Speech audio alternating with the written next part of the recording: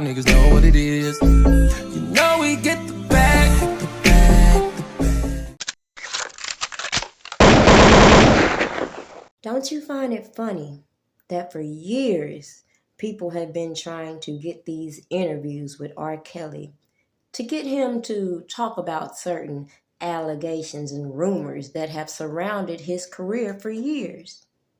It's funny that we watch all of these interviews with other people who have incriminated so many other people, including themselves, and nobody understands what I'm putting on these platforms for you to discern yourself. See, at this point, it doesn't even matter what you think about R. Kelly, because the facts will prove that his whole case was manufactured. And if they had any solid evidence to prove the things that they allege, they wouldn't have had to go in overdrive manipulating the public with the media.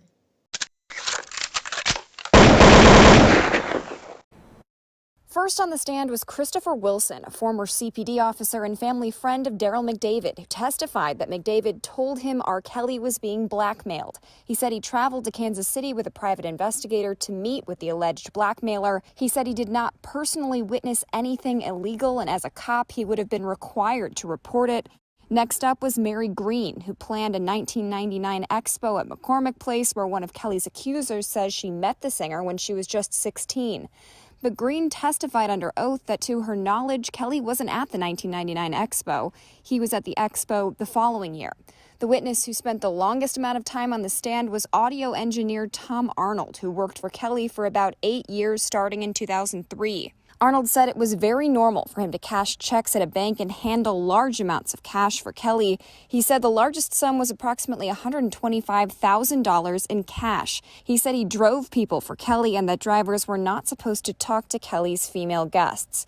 Ronald Winters took the stand after Arnold. He worked as a personal assistant to R. Kelly's criminal defense attorney in his Cook County case. He said he viewed multiple VHS tapes of Kelly having sex with different women, but Winters said none of them appeared to be underage. Winters thought one of the tapes showed Kelly's then wife, not an underage girl, as prosecutors have argued.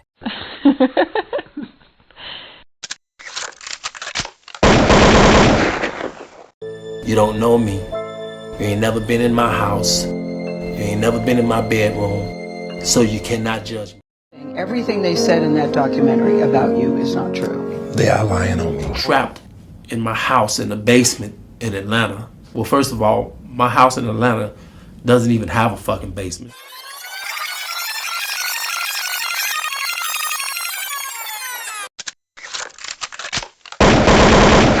Now, I've watched a lot of people put their spin on this R. Kelly topic. Many fans, many against him. But all of these people tend to overlook all of the information that I gave you years ago that now we're going to see play out in this appeal. But it's funny, even now, the media, they don't want to cover the truth. They don't want to cover how they had to manipulate public opinion and perspective in order to solidify these allegations that so many people don't want to talk about. Now let me make myself perfectly clear. Any woman who feels she has been victimized has the right to tell their story. But the problem I've had with all of these bad act witnesses that have been allowed to monopolize these platforms and participate in so much slander, defamation, and propaganda, it should be no surprise why I leave my commentary a little few and far between, drop my receipts, and give you ample opportunity to look up all of the context clues I put on display so that you could be on the same page as me in knowing where all of this stuff originated instead of talking in circles trying to justify the corruption. Surviving R. Kelly produced a lot of coached witnesses that came out with their stories, that came out on these platforms and contradicted their stories. And then we had other provocateurs coming out, meddling and interfering with the whole judicial process. You had some people who read the paperwork, and then you had those that just wanted to follow all of these stories that have been dispersed and negate. Information could have been easily vetted going back to R. Kelly's first trial.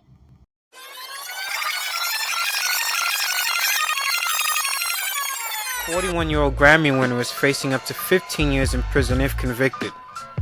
The prosecution hung its case on star witness Lisa Van Allen. On June 2nd, Van Allen testified that she, then 18, participated in multiple three-way sex acts with the alleged victim, who was then 13. Van Allen tearfully told the jury that she herself was videotaped having sex with R. Kelly and that the victim, 13, was also videotaped alongside her.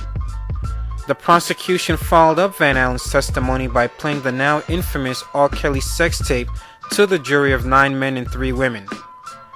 The defense countered, claiming that the man in the video did not bear the large distinctive mold that is prominently displayed on the singer's back. The defense also called relatives of the victim to the stand, who testified under oath that the girl in the video did not look like the victim. This also following the victim's own admission that she had never been videotaped having sex with R. Kelly. This ends a 6-year-long process in a case that many thought would never be adjudicated.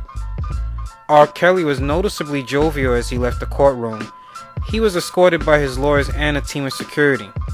No word yet on whether or not the singer plans civil action.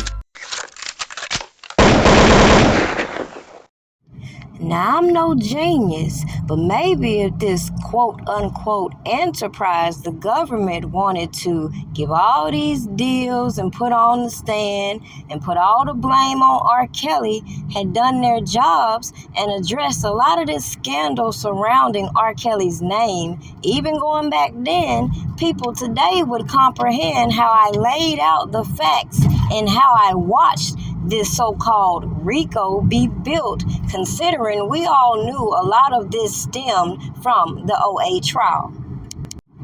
Kind of like these YouTube platforms who does a great job at censoring content creators on one foot, but then go and let all of this defamatory content be immersed throughout their platform with no accountability. So it should be no surprise why people feel some type of way when I have to remind you all of the things that everybody's seen just like I seen and decided to ignore.